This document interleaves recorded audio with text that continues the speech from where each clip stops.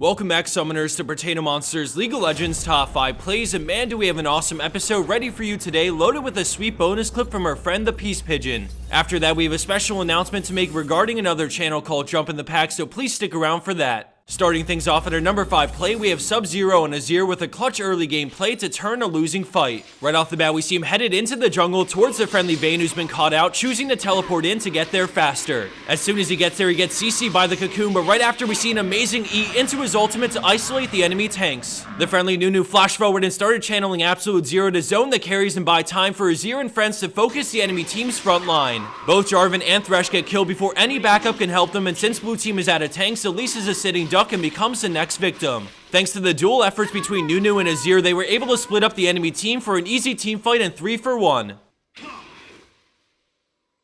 Coming in at our number 4 spot is Manatee Joe and Orianna, synergizing really well with Rengar to bamboozle the enemy team. Thanks to an early group, Joe is forced to back off and lose the tower, but with Rengar coming in, she sticks around. The ball goes on him as he finds the bunched up enemy team for a massive wombo engage, instantly getting 2. He doesn't take much damage thanks to the added resistances from the ball and his W as he bursts down Zyra for the double. Rango slowly moves away from Zyra, dodging her passive as Orianna shields, and then together they all in mouths, racing him to the kill to make it a 4-for-0.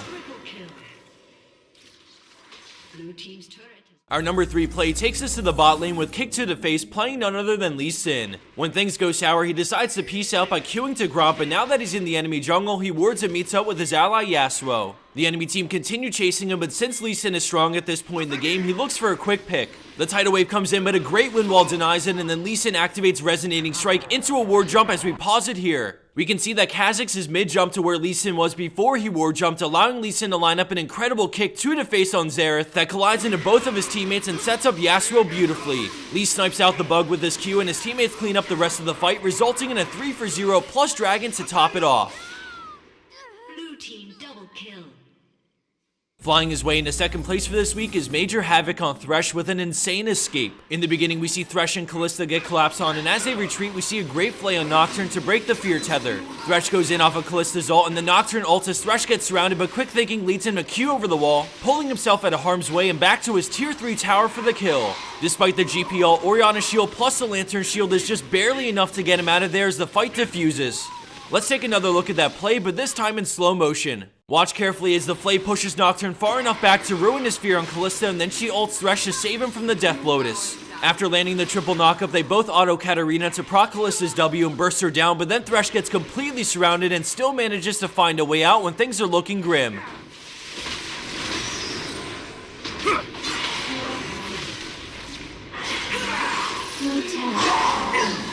And for our number 1 pro play for this week, we have Advanced 808 on Yasuo, and I wanted to throw a shout out to the friendly Gnar in this play as well. The enemy team recognize that they're split up and get a good engage on the carries, leaving Yasuo and Gnar floating around in their jungle. Once Lucian dies, the enemy team starts to back up for the mid-tier 1, but they know Yasuo is lurking, but what they don't know is that he has company. Gnar jumps over, slamming them into the wall, and then Yasuo's ultimate completely crushes them for 2 kills right off the bat. They split up in every which way, and as Gnar finishes off Nami, Yasuo takes off after Ahri, eventually bringing her down a few moments later. In a dead-even game where things could go either way, it's timing and on-the-fly decision-making that turned what looked like a disaster into a 4-for-1 in red team's favor.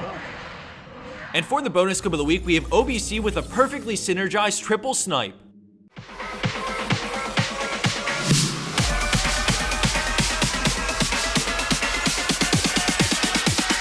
Ready, set, go.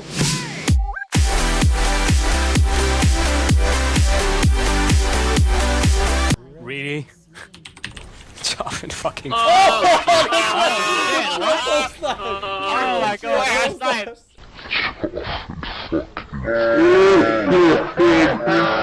That's synergy number 1. That's like, holy shit.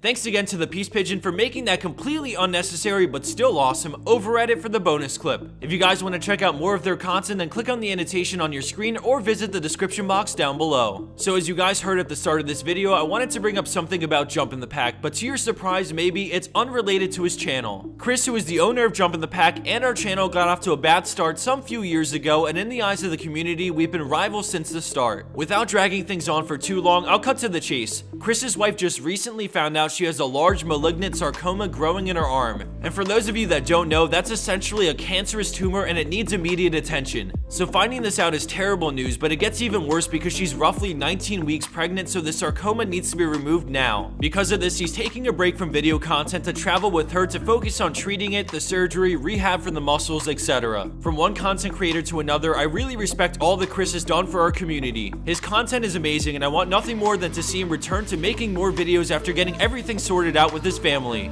With all this being said, if you guys want to donate any sort of money to him and his family, I'll put a link to the fundraising page down below. There's also more information on that page about exactly what happened and what the money will go to. For some reason, this story didn't gather much attention in the league scene, and for all the great and free content he has on his channel, I think the community should show him nothing but love during these hard times.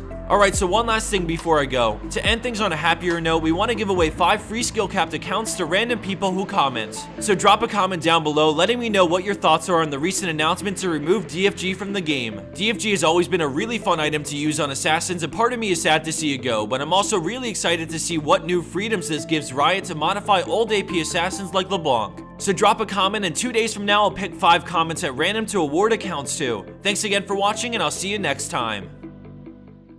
Skillcap.com is a brand new platform in League of Legends that contains in-depth video guides tailored to maximize your skill set in the quickest way possible.